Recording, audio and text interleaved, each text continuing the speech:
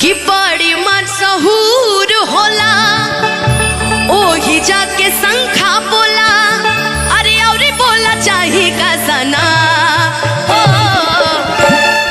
और इस गाने की फरमाइश हमारे राहुल जी किए हैं। अरे भाई देखिए झूठ नहीं। और प्यार मोहब्बत इश्क जरूरी नहीं कि एक दूसरे में हो, कभी कभी भगवान में भी होती है। तो कुछ लोग देवघर भी जाते हैं, वहाँ का सबसे फेवरेट है चूड़ी शंखा पोला। तो ऐसे ही दो जोड़े की आपस की प्रेम कहानी है। मान के चलते कि मुन्ना भैया उनकर मेहरारू शुरू के प्यार, अब तो झगड़ा होत हुई, मारगारी सब होत हुई। अब 3 गो लड़के हो गए बटे तो औरों मारगारी होत हुई। लेकिन पहले जब होता था कि बाबू स्वीटू हम जा रहे हैं, तो उधर से भाभी पूछती थी कि कहाँ जा रहे हो। तो मुन्ना भैया डर के मारे, अरे वो अनिल है ना, अनिल भूपेश मन्नी इन लोग के साथ थोड़ा देवघर जा रहे थे। अच्छा बाबू देवघर जा रहे हो, हाँ तो अच्छा मेरे लिए क्या लाओगे। अच्छा मैं तुम्हारे लिए ना, तुमको जो चाहिए तुम बोलो। तो भाभी लाज के मारे क्या कहती, सोना के हार मांग लेती। तो बेचारे मुन्ना भैया तो उस टाइम कुछ करते थे नहीं। तो कली के को काम कर, तू हमरा खातिर कुछ मत लई है, तू खाली हमरा खातिर चूड़ी ले ले है, वो हरियर हरियर। भाई सावन के टाइम है, चूड़ी ले ले है। लेकिन इन लोगों को देख के मुझे एक बात लगती है कि अगर बीवी चाह ले तो किसी भी आदमी का बदल सकती है नसीब, और कुछ नहीं, नसीब बदल सकती है। बीवी अच्छी मिल जाए, अब बुरी मिल जाए तब ये मन्नी भैया नियन हाल हुई। देखो कि ना ना ना ना ना ना ना ना ना ना, तो भूपेश भैया नियन हाल हो जाए। अमित उपाध्याय जी तो सुनते हो उन्हों के हाल हुए बा, कहते रहे लव मैरिज करम करी मत करी है। लेकिन वाकई आप लोग की जोड़ी ऐसे ही भोलेनाथ सलामत रखा। भाभी हरी चूड़ी पहनी है, वाह दिखा दी कि संडे के सुना हमर, अरे बुक भी अगाड़ी, मम्मी संग देखा अब की दीदियों जात बाड़ी, कि बड़ी मशहूर होला ओही जाके शंखा बोला, और बोला चाहिए का सना। लेकिन अंजनी चाचा मजा तब तक नहीं आता है जब तक ताली नहीं बजती है। इतने कंजूस जनता देखे थे आप, जरा दोनों हाथ उठा के मेरे साथ मिलके कि चूड़ी हरियारा काले आए रे सवारा का, पहिरी के नाचब छमछा, हाँ बोल बम चूड़ी हरियारा काले आए रे सवारा का, पहिरी के नाचब छमछा।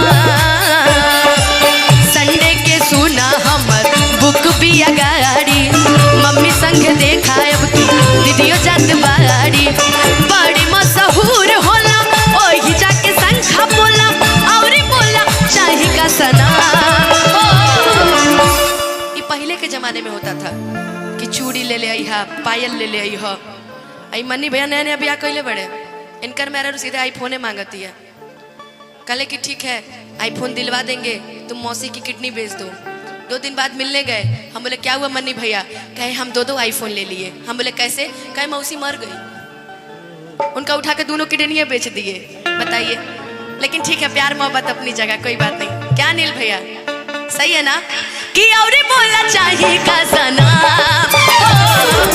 अच्छा जो चूड़ी दिलवा देगा, सही बात है, जरा दोनों हाथ एक बार उठा के बताइएगा, सीधा सीधा भाई चूड़ी मिलनी चाहिए भाभी, हाँ लेडीज फर्स्ट, दोनों हाथ उठा। कितने कंजूस हैं आप अनिल भैया, उठाइए कि चूड़ी हरियारा काले आए रे सवारा का, पहिरी के नाचब छमछा, आ बोल बा चूड़ी हरियारा काले आए रे सवारा का, पहिरी के नाचब छमछा। लेकिन इसी में एक चीज और याद आ गया, अंजनी चाचा चलते रहे, दीदी भोरे से बिया तैयारी जी, जीजा लेके आई जल्दी गाड़ी जी, दीदी भोरे से बिया तैयारी जी, जीजा लेके आई जल्दी गाड़ी जी, जाए के बदे वो घर ना बतिया भूलई हो, जाए के बदे वो घर ना बतिया भूलई, हरियारा हरियारा चूड़िया ये जीजा हमरो के ले आई हो, हरियारा हरियारा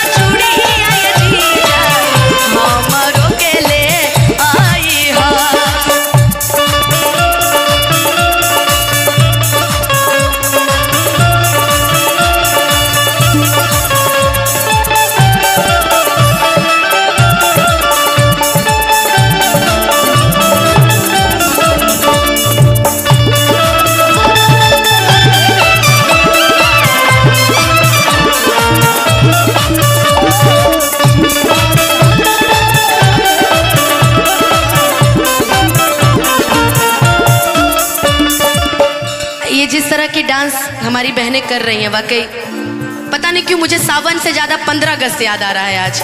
मैं देखते ही बोलने वाली थी, हर कर्म अपना करेंगे, हर कर्म अपना करेंगे, ऐ वतन तेरे लिए दिल दिया है जान भी देंगे, वतन तेरे। लेकिन ये तो हंसी मजाक की बात है। वाकई बहुत अच्छा आप लोग डांस करती हैं। हम लोग जब बिहार में कार्यक्रम करते हैं ना, अधिकतर चाहे किसी भी क्षेत्र में करें, तो हम लोग को ये वाला डांस नहीं शोभा देता। हम लोग को जानते कौन सा शोभा देता है? और इधर आइए, थोड़ा सा आइए, इधर आइए, कोई बात नहीं, ऐसे रहिएगा, जो हम करेंगे वही करिएगा।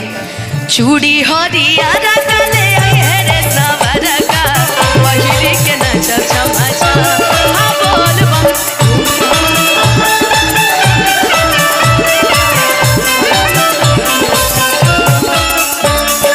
लइका कहता कि बाबू, मने मुन्ना भैया कहता रे कि बाबू मान पर के बेरी बेरी फोन हो,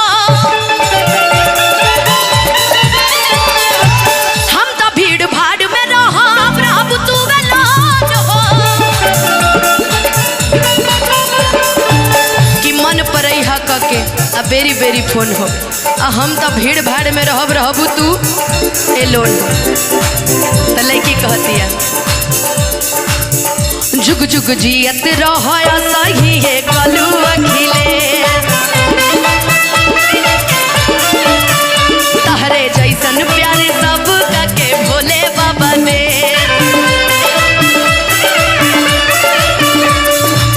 जा जल्दी लेट होई कैसे हमारा भेंट होई, जा जल्दी लेट होई कैसे हमारा भेंट होई, तू ये दिन दूर रहब। हाँ जो बताए थे वही करिएगा, ठीक है? चूड़ी हरिया